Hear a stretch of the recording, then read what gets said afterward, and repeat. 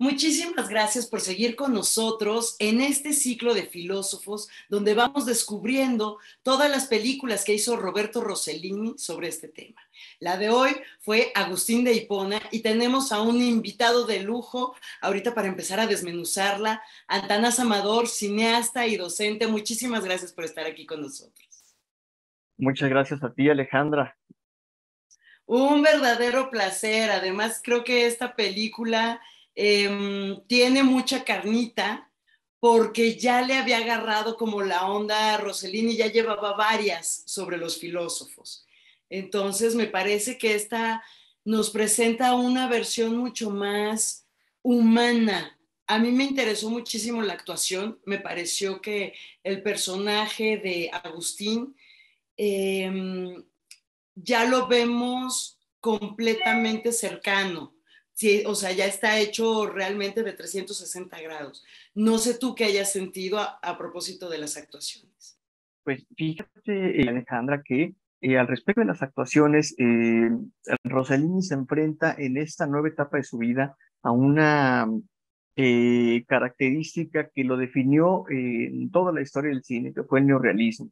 Durante el neorrealismo trabajó con actores que tenían escasa preparación académica en el ramo de la actuación y algunos que no eran actores, lo que con el tiempo se denominarán actores naturales, y repite esta fórmula en todas estas películas en las que muestra a los filósofos, como fue el caso de Sócrates, Blas Pascal, Descartes, y también con una película que no tiene que ver propiamente con un filósofo, pero que es también Alcide de Gasperi. Entonces, empieza a involucrar estos elementos propios otra vez del neorrealismo, pero en una época totalmente distinta, en la que incluso el cine se sitúa en una dinámica boyante para el cine italiano, pero al margen de lo que caracterizaba el cine de Roberto Rossellini. Claro, aquí no estamos viendo una gran producción de Cinecittà.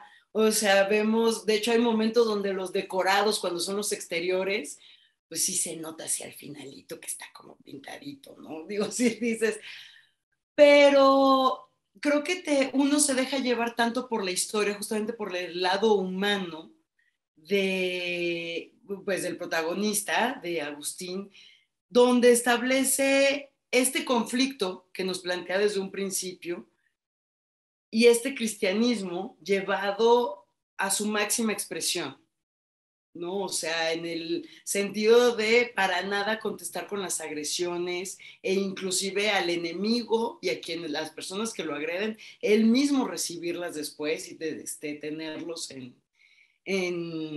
viviendo bajo su techo. Que me pareció muy interesante lo que nos va planteando en este sentido, entonces, porque además esta región creo que se ha tocado muy poco en el cine, lo que ha sido el cristianismo en África del Norte. ¿Cuál es tu punto de vista? Pues mira qué interesante esto que comentas, porque estos personajes de esta etapa cinematográfica de Rossellini, aunque parece etapa televisiva, los escoge el propio Roberto Rossellini. Declara hacia los años 60, a mitad del decenio, que el cine ha muerto y ve con entusiasmo la televisión. Cree que la televisión tiene una función educativa. Sería feliz con Netflix. O sea, él ya estaba avanzado viéndonos las plataformas. Como en el pasado estaba con un pie adelante. Ahora lo que procura hacer es una especie como de enciclopedismo audiovisual, ¿no?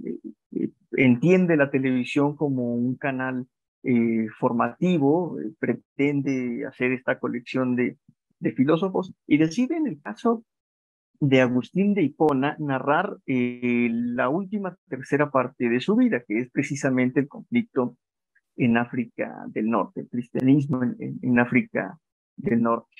Es algo muy interesante porque eh, parece ahí encontrar cierto paralelismo con aquella obra magna de Roberto Rossellini que fue Roma, Ciudad Abierta, porque eh, se aprecia en ambas películas una semejanza por una civilización que se encontraba en vías de desaparición, ¿no? Como lo era la Roma de la posguerra y como lo es ahora esta Roma que narra en la película de Agustín de Hipona. No retoma aspectos de la infancia del personaje, lo sitúa únicamente en los últimos 20 años de su vida y logra plasmar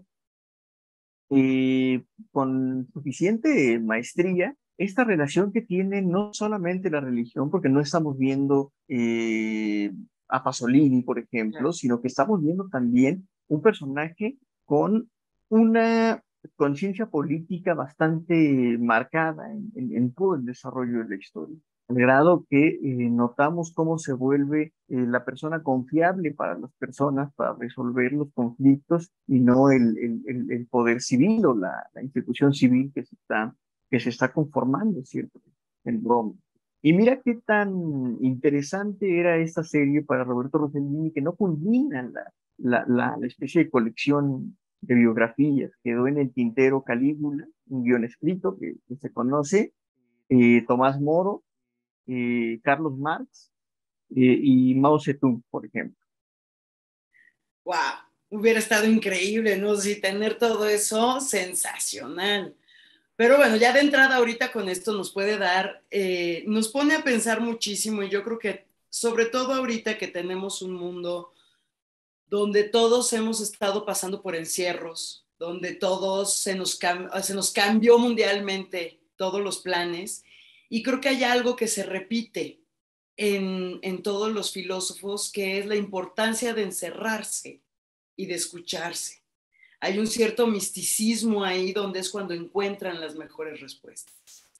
Y nos podemos dar cuenta ahora lo alejados que estamos de eso y lo mal habituados que estamos a tener tantos impactos durante todo el día, que pues toda la gente enloqueció. Mientras la pandemia, o sea, ya estábamos así de... Y me parece súper interesante ahorita por eso este ciclo que nos invita a regresar a una parte más introspectiva, ¿no? Y el poder empezar a canalizar. O sea, a mí me llamó mucho la atención que se retrate justamente la religión en África del Norte, sabiendo todos las grandes masacres que siguen sucediendo hasta el día de hoy en esa zona geográfica.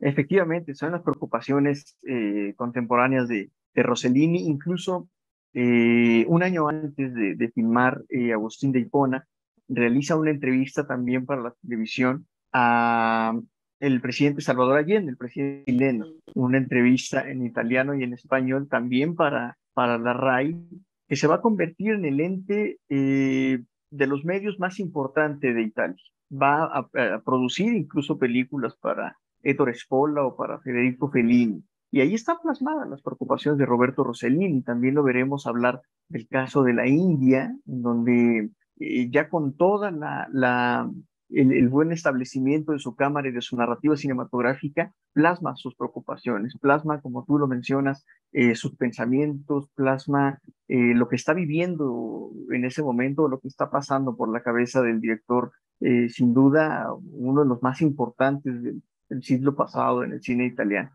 Absolutamente. Antanás, me encantaría desde el punto de vista cinematográfico. Ahora, ¿cuáles serían los valores que te gustaría resaltarle a esta película?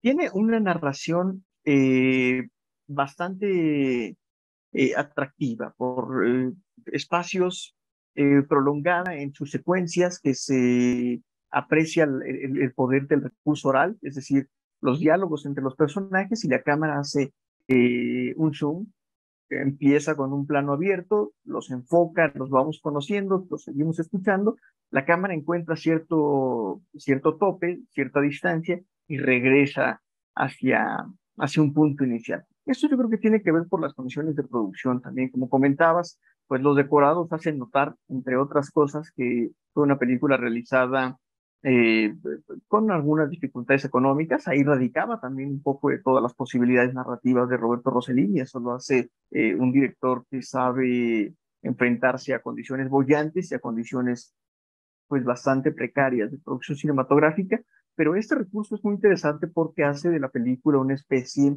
como de acto, es decir, como en el teatro, el decorado es una cuestión circunstancial que le permite a Rossellini desarrollar con mucha más habilidad los diálogos y las expresiones corporales. De los cuestionamientos que ya tenemos realmente de los personajes. Efectivamente, y no conocemos a profundidad cómo es el recurso oral en personajes tan alejados. Estamos hablando del siglo IV después de Cristo.